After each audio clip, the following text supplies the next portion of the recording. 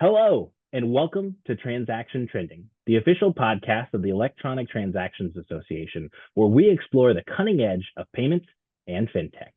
I'm your host, John Losh, Senior Director of Membership and Customer Insights here at the ETA. Today, for our episode, we're joined by a true innovator in the payment space, Zach Martinez, who serves as the CEO of PayArc. PayArc is also the winner of this year's ETA prestigious ISO of the Year award. Zach entered the payments industry after facing processing challenges in his own direct-to-consumer business, which led to a pivotal partnership with payments experts Jared Ronsky and the following founding of PayArc in 2016. Under Zach's leadership, PayArc has grown to process over $8 billion in annual merchant volume and has also earned recognition on the Inc. 5000 list of fastest growing companies. Zach, thank you so much for joining us today. Welcome to Transaction Trending. Thanks, John. Really appreciate those kind words. Happy to be here. Very proud to be ETA ISO of the Year, a testament to all the hard work of all the people that work for PayArc and our amazing partners and merchants. Well, let's dive in a little bit and talk about some of the issues and the things that the company is focused on that kind of led to earning this award and all of the other achievements that PayArc has had. So let's dive in. What are some of the specific innovations and approaches that set PayArc apart from the rest of the market? Well, first I'll start off with, we are a fintech company. We focus on technology, and technology is a big part of it. However, a lot of people don't love it when I say this, but because it's not very sexy, but we answer the phone. We provide, or we strive to provide, the highest level of customer experience possible for our partners and our merchants. And that's really the secret to our success is caring and providing empathy to our partners and our merchants, and wanting to solve their issues, wanting to help them, and doing it with a smile. We do have fantastic, wonderful technology that supports our business. We have our own, business management platform that we utilize to manage our partners and our merchants and our workflows internally within our employees, which helps a great deal. And we're constantly improving those technologies, as well as our payment gateway and PayFac and point of sale and all those other tools and products. But really, the customer experience is at the forefront of our success. I love what you said there about that customer experience. It's amazing how just such a simple idea of making sure that people feel connected with the company really just turns out and really helps amplify the organization within the brand and within the market. So let's talk a little bit about some of the principles and what's driving the company. As I said before, you've grown to process over $8 billion in merchant volume and has also been recognized on the Inc. 5000 list and is now ETA's ISO of the Year award. What are some of the cultural and operational principles that have helped lead to this growth? Yeah, great question. So, whenever we hire somebody, I try and interview all of the new hires, and I give them three things that we look for in team members. Obviously we want smart people. Who doesn't want smart people? But we want to find smart people. We also want hardworking people. And hardworking people, that can mean a couple different things. You come 8:30 to 5 every day, and you put in a hard day's work and you're dedicated. That's great. That's definitely hard work, and that's something we're looking for. A lot of those people have very fulfilled lives outside of PayArc. They're in a band, they're in a semi-pro league, which is fantastic. And then we have some people that, come a little bit earlier, leave a bit later, maybe on the weekends. That's also great hard work, and that's generally people that want to move up a little bit quicker than others. So hard work is a key trait that we look for in team members. The most important thing is the third thing, and that's nice people.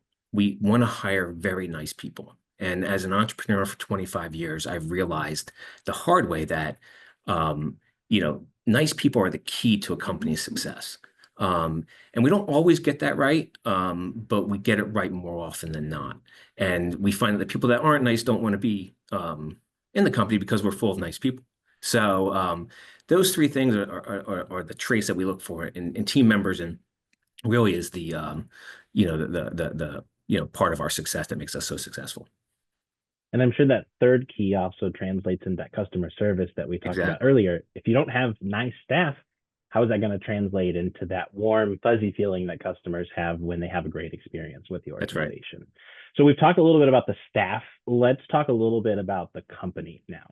You've described Payarc in the past as a business with a soul that equally values both the employees, your agents, and your customers.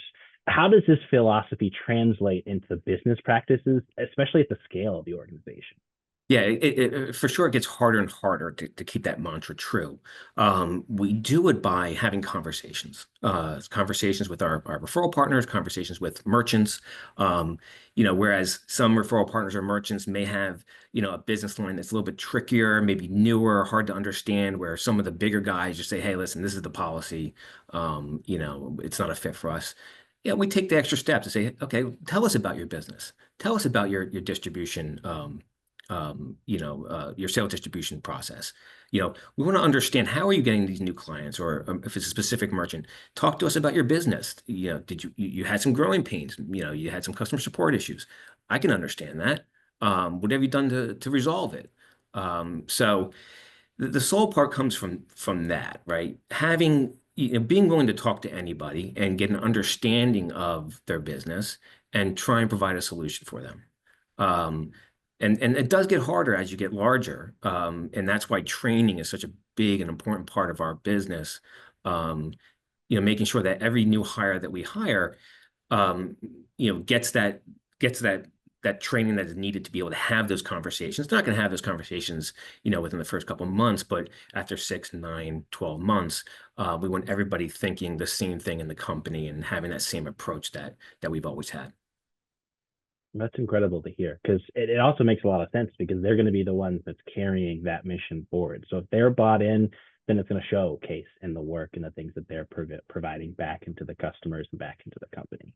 Right. I want to shift a little bit. Now, let's talk a little bit about some of the offerings that the company has. I want to talk a little bit about the kind of new payments technology called Pi that predicts AI churn with over 80% accuracy. Now, looking beyond retention, how do you see AI transforming the payment processing over the next 2 years? And how has this product kind of helped the company and your merchants? Yeah, so AI is a very obviously interesting product and technology. Fortunately, we were doing a lot of things right in the beginning, building out certain systems and having the right partners like AWS, Amazon Web Services. And then when our CTO John Montaglio came on board, things just really started to click. Using his knowledge and expertise. And we were able to, see strong advances almost immediately within, our efforts on AI. Churn is a big part of that. We analyze, over 3,000 data points in the churn model. Not any one data point represents more than 5% of the variable outcome, which is impressive. And the results are fantastic. I thought that would be a lot harder to do, quite frankly. The harder part is actually, okay, who has who's predicted to churn. What are you going to do about it, right? So that is the bigger question. Outreach to these, merchants and partners. That's a big part of it. What is that approach? What does that approach look like? And one of the things that we're finding is that pricing is actually not the biggest motivator when it comes to churn. What we're really seeing is a very healthy mix of product, support, funding. Pricing is less than 20% of the predictive reasonings around churn. So that's very encouraging as well.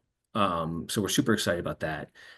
We have a lot of other things going on with AI on the underwriting and the risk side, which will hopefully greatly reduce any kind of risk exposure we have. And then as well as, just simple tools to start for our referral partners to utilize to help get them more business, be more competitive, and then also be more knowledgeable in their existing clients' challenges and issues. So a lot of exciting things happening with AI. We see we're starting to see some willingness for some partners to pay for some services, which is also very exciting. And then some of the other stuff is just supportive of our business and cost saves. And I think that's going to be the primary driver in the short term is going to be a lot of cost saves for Payarc and growing our bottom line. And then longer term, I think we're going to see an adoption of some of these AI products by our partners on a paid SaaS model. That's really interesting. And I'm sure that as you dive deeper into it, it's going to provide more of those interesting insights that without the use of AI and kind of having those predictive models, you might not have even put as much emphasis on, you might put more emphasis on the pricing over some of the other products and services, which is really fascinating. Yeah, that's right. Very surprising to me. A welcome surprise, but very Yeah. surprising. Well, awesome. Now, I want to shift a little bit and talk about how kind of the B2B payment space has been shifting. We've seen a lot more embedded payments and traditional consumer roles, and we're starting to see a little bit of a shift into that B2B space as well.